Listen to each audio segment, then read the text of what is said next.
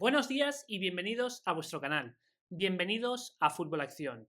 Anoche el Barça pasó totalmente por encima del Valencia, marcándole 7 goles con un resultado 7-1 en un partido en el cual el Barça volvió a estar a un nivel muy alto y nos volvió a demostrar que este Barça sigue la tendencia esta temporada. Es decir, cuando está al 100% no hay quien le gane, no hay quien le plante cara, ni siquiera en la Champions, o especialmente las Champions, mejor dicho. Y cuando baja un 5 o un 10%, como dijo Hansi Flick, cuando va al 90% es un equipo muy vulnerable. Y eso evidentemente tiene una explicación muy lógica. Y es que al final cuando juegas con un estilo de juego tan agresivo, con tanto riesgo, una defensa tan adelantada y un bloque en el campo rival, si tú no estás en un nivel de intensidad del 100%, pues te conviertes en muy vulnerable y empieza el rival a encontrar los espacios y a cómo atacarte todo el espacio que hay detrás de tu espalda. En cambio, si ganas todos los duelos, pues robas muy cerca de portería contraria y puedes generar constantemente ocasiones de gol y puedes meter goleada tras goleada. Por lo tanto, este Barça es un Barça que realmente tiene que fijarse que siempre tiene que estar al 100%, porque si este Barça está siempre al 100%, va a hacer cosas muy importantes esta temporada.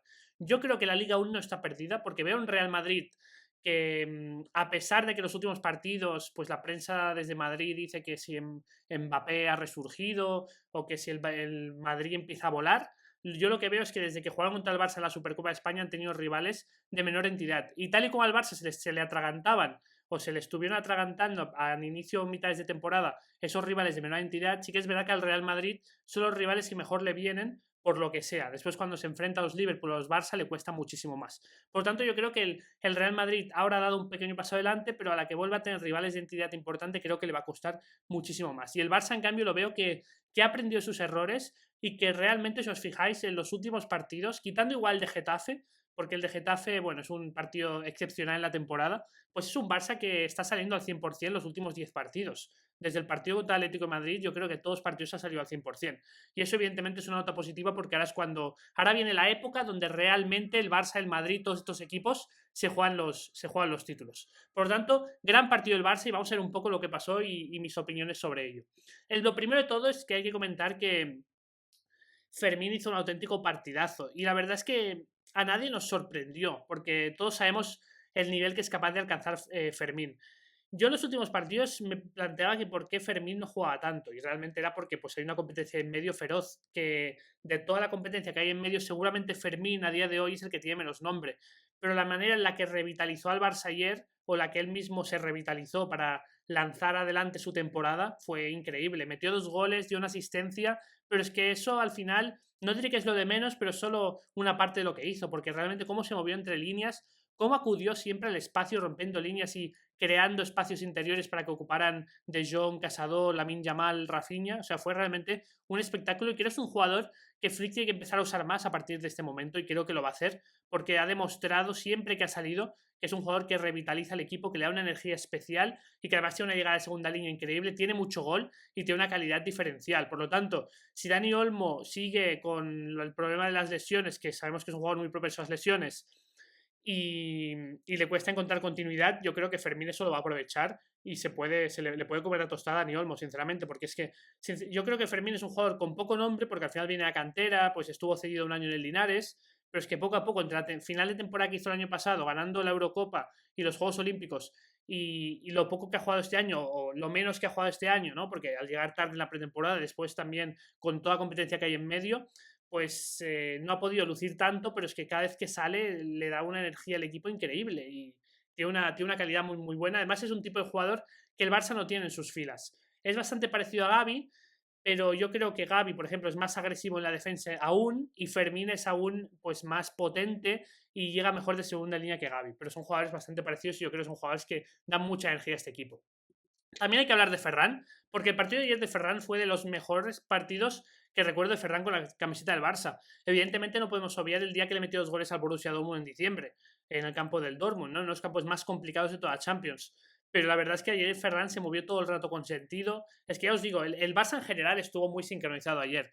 Pero hemos visto partidos en los cuales el Barça está sincronizado y Ferran pues es el que desincroniza al Barça o es la única pieza que desincroniza todo el juego colectivo armónico del equipo. Pero ayer, en cambio, pues se movió donde se tenía que mover, generó espacios, se generó ocasiones, metió un gol y la verdad es que hizo un partido bastante bueno. Y más si lo comparamos con los últimos partidos de Lewandowski, que yo ya lo llevo diciendo un tiempo, y es que Lewandowski últimamente está quitando más al Barça de lo que le aporta. Para mí contra el Benfica fue muy claro. O sea, realmente recibía balones fáciles y hacía malos controles, daba malos pases y los perdía, y tenía muy poca movilidad además. Y en cambio el Ferran vimos como que le dio un toque más, parecía más como el Lewandowski inicio de temporada, el Ferran de ayer. Entonces, por lo tanto, no, es muy complicado centrar a Lewandowski porque al final tiene la jerarquía que tiene. Pero si Ferran sigue a este nivel los próximos partidos, pues como Lewandowski nos pavile, podemos ver ahí un sorpaso importante, ¿eh? Y mira que yo nunca hubiera apostado que Ferran le podía quitar el sitio a Lewandowski. Sigo sin pensar que se lo va a quitar, porque ya no es solo un tema deportivo y un tema de cómo juega el equipo, sino es un tema de que Lewandowski, primero, en cualquier momento te puede meter 2 o 3 goles, porque eso lo ha hecho toda la vida. Y después es un tema de jerarquía en el vestuario. Lewandowski es unos jugadores más respetados y con más jerarquía dentro del vestuario. Pero bueno, es importante también tener a Ferran enchufado, porque ya vemos que a Flick le gusta mucho meter las segundas partes y aporta mucho el equipo. Es un jugador que aporta mucho en estos momentos cuando está fino, porque aporta goles, aporta presión, aporta carreras el espacio, y realmente este año está jugando mucho mejor que otros años en el Barça.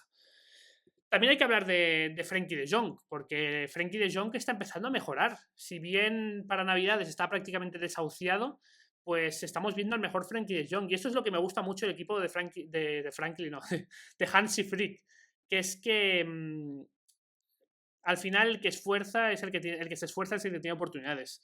Aquí al final parece que más o menos todos parten de cero. Siempre hay jerarquías, evidentemente, en el fútbol y en todos los sitios de la vida, pero De Jong había perdido mucho tiempo comparado con el centro del campo que está jugando el Barça, que nos conocíamos de memoria, que era Casado, Pedri, Dani Olmo, Casado, Pedri, Gavi, ¿sí? Pero es que los últimos partidos, junto al protagonismo que requiere un jugador como De Jong, de la calidad de De Jong, que sabemos que atesoran sus botas, pues puede abrirle otra vez la puerta de las oportunidades. Bueno, ya le ha abierto a puertas de oportunidades, pero es que está cada vez más cerca de, no diré quitarle el sitio a Casado, pero de poder ser un jugador muy importante en este equipo. Creo que Casado aporta mucho más en cuanto a defensividad e intensidad, pero también creo que De Jong por momentos da mucha más pausa, mucho más pozo y mucha más tranquilidad al equipo. Y eso es importante, porque el Barça tendrá momentos donde necesitará la intensidad de Casado y donde necesitará la clarividencia del mejor De Jong. Y es importante que volvamos a ver una versión muy buena de De Jong, como la que vimos ayer, como la que vimos en Benfica en los últimos minutos y como la que vimos ante el Betis.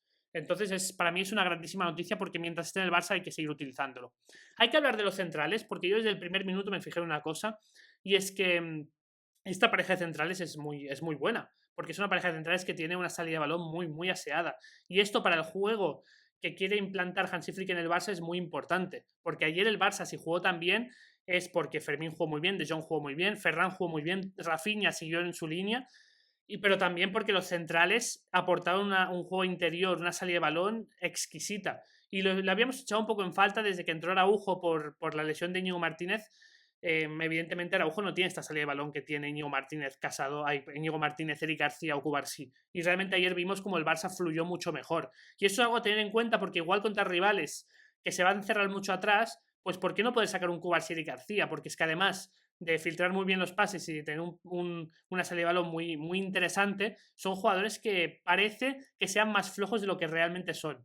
Y ganan muchísimos duelos defendiendo hacia adelante. Por lo tanto, yo creo que esto es bueno, primero porque encontramos una solución ante posibles equipos que se puedan cerrar atrás, aunque ayer el Valencia salió muy atrevido y para nada se cerró atrás. Y segundo, porque bueno, todo lo que sea competencia dentro de los centrales y diferentes tipos de centrales para jugar diferentes tipos de partidos, evidentemente es interesante. Pero yo hacía tiempo que no veía esta pareja, concretamente desde los Juegos Olímpicos, que lo hicieron muy bien en los Juegos Olímpicos, sobre todo en las fases finales. Y la verdad es que me entró bastante por el ojo y me parece que le da bastantes opciones al juego que quiere implementar Hansi Flick, la verdad. Y evidentemente hay que hablar de Valde. Valde es otro jugador que ha dado un paso adelante desde Navidad, y que si bien el primer tramo de temporada pues no estamos viendo ni mucho menos al mejor Valde, ahora estamos viendo prácticamente no diría a Davis, pero a un Valde muy bueno, un Valde de cuando le quita el sitio a Jordi Alba, un Valde con mucho recorrido y que incluso por momentos tiene clarividencia en el área contraria, que es algo que yo le exigía mucho, porque siempre me parece un jugador con unos dotes físicos increíbles, pero seguramente la toma de decisiones es lo que más le falla.